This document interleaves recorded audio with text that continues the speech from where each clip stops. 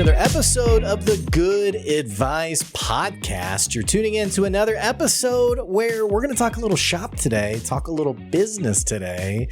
We're going to talk a little AI today. I feel like I should have had this episode generated by AI, but it's just me. We get just myself on this episode today, and we're going to be talking about AI today. I guess you could also say this is the episode that is volume 2 of our conversation on ChatGPT.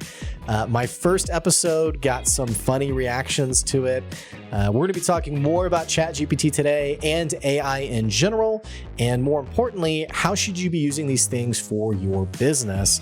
All of that is on today's episode, but before we dive in, naturally, we got to tell you about one of the amazing businesses that we love on this podcast. We'll be right back with you shortly. See you soon.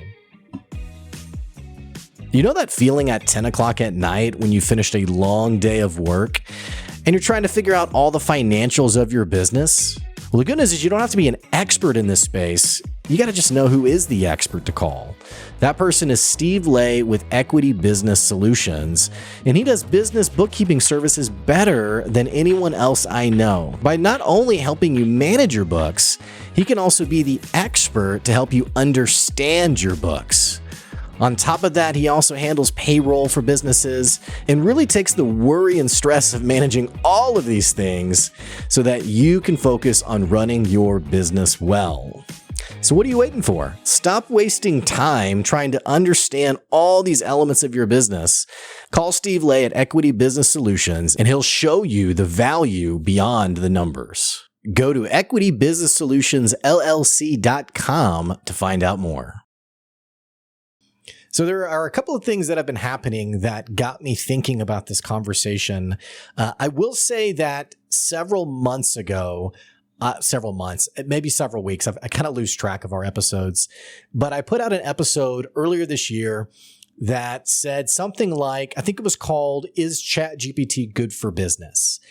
And I put this out because the main catalyst that I was seeing or I was engaging with was people who were using ChatGPT to create their content.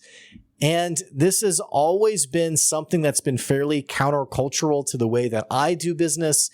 The way my approach to business has always been around be human, be yourself, be a real person. And you'll be surprised how people resonate with that. The way this plays out often in like business conversations is if you're already sending a customer a letter in the mail, why not take an extra 5 seconds to write a note on there? You know, as opposed to printing out the pre-made thank you cards, why not go ahead and write a card? Right? See, a lot of times though, we don't do these things because we're lazy. We don't want to. It does take more time and effort. I don't really do this anymore, but back in the day, whenever I'd have a guest on the podcast, they would get a handwritten letter from me where I would actually, it wasn't like, "Thanks for coming on the show, Blake." It was, "Hey, Kristen, thanks for being on the show and talking about your book. I think I really resonated with this one line that you said. You're always welcome back, Blake." So I'd send these cards and it would be really, it'd be a pain sometimes. I mean, I remember some of the people who had on the podcast weren't in the States and I had to figure out, I had never sent a letter. Am I a total millennial here?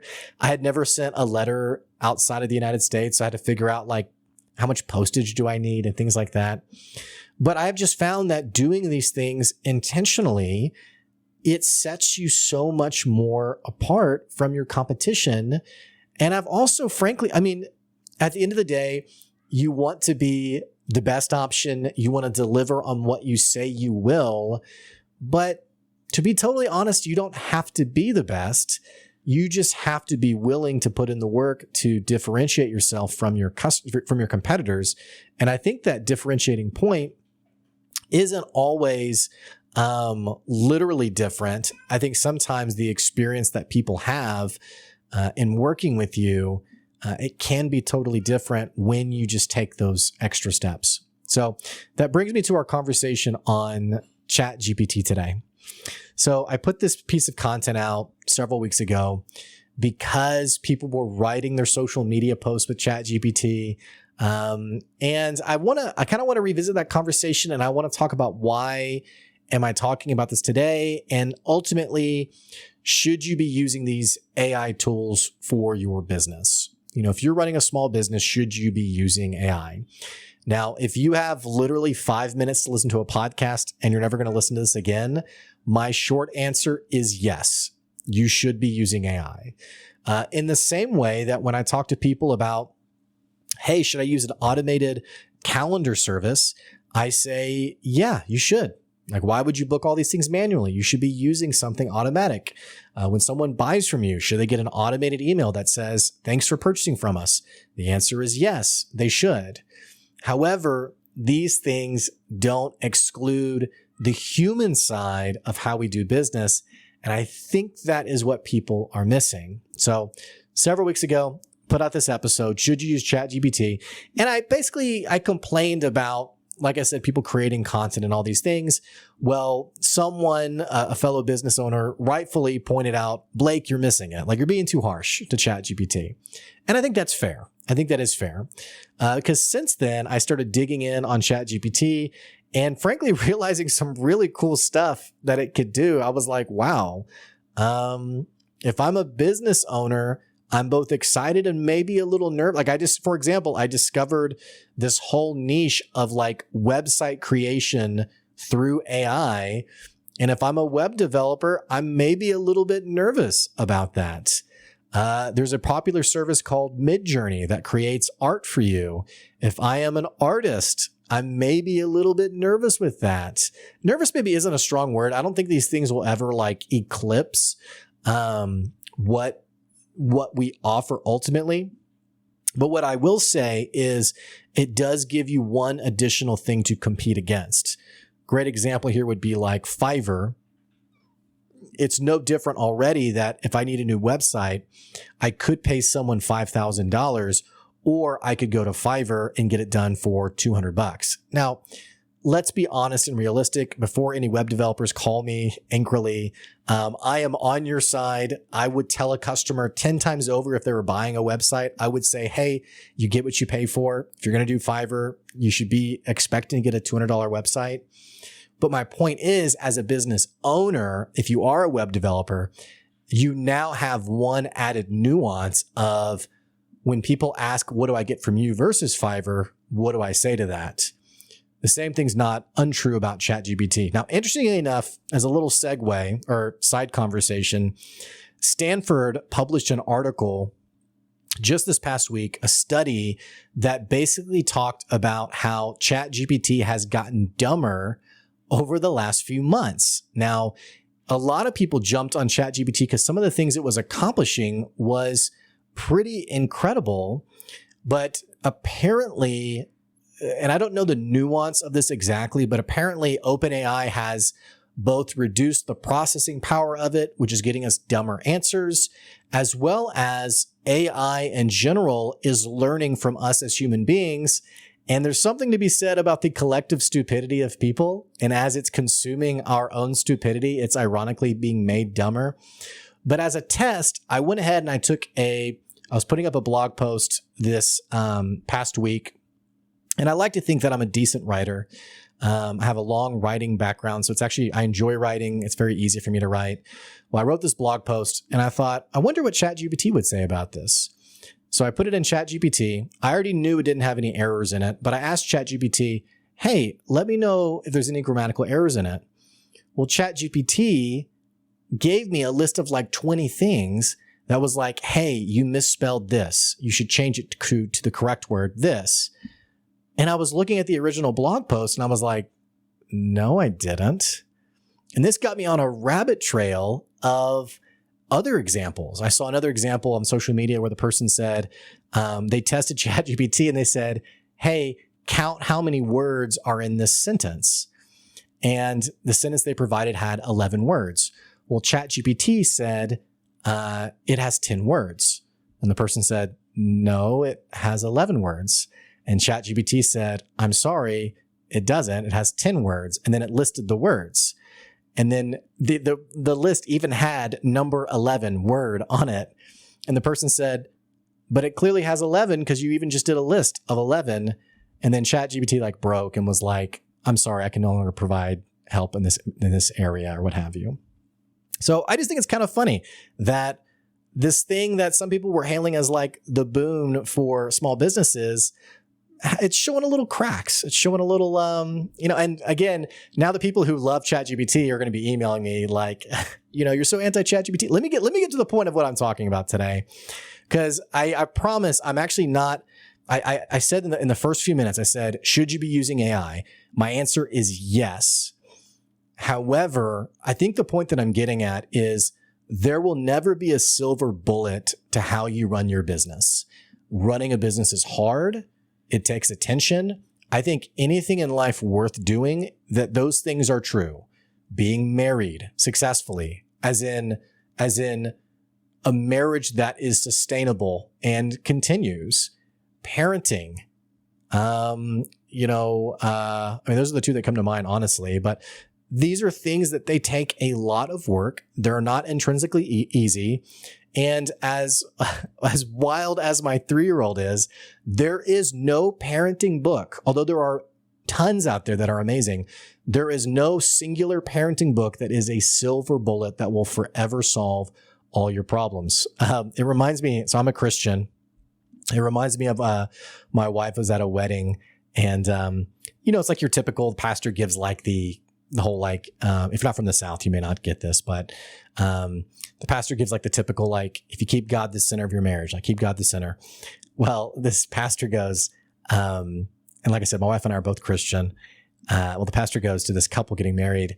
Hey, if you keep Jesus the center of your marriage, you will never have any problems. And my wife was like, that is not true. Like, that's not true. There's simply no silver bullet to having a happy, successful marriage. And I think my friend Gretchen, who runs this amazing business that helps couples finally stop fighting, I mean, I think she would say just as much that, there's just no silver bullet. It takes a lot of work. It takes a lot of intentionality. So all that to say, you should be using AI, but if ChatGPT was your saving grace, you're in for a big uh-oh.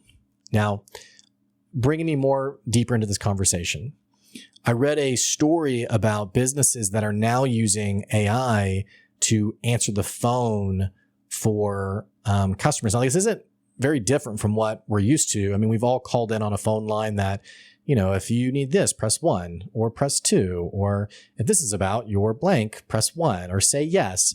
My favorite is when they're like, say yes, and you say yes. And then it's like, I'm sorry, I did not understand. And you're just like, oh my gosh. And then I've had those ones where I'm like so annoyed that I'm like spamming 0, hoping it'll give me an operator. And it's like, I'm sorry, that wasn't one of the, options. And you're just like, well, now taking a step further, some companies are using AI to make it seem like you're talking to a real human being, like where you wouldn't know it's AI. And this is a bit creepy, not necessarily in a bad way. I don't necessarily see a problem with this in the sense of, I don't know if it's necessarily a bad thing that you think you're talking to a human, but you're not. Though when I say that out loud, it actually does sound pretty bad. I think my apprehension, I'm actually going to go back on what I just said. I think that is the problem, actually. It's as I was processing what I wanted to talk about today, however many shortcuts you're willing to embrace in your business will ultimately determine the satisfaction of your customers in engaging with your business.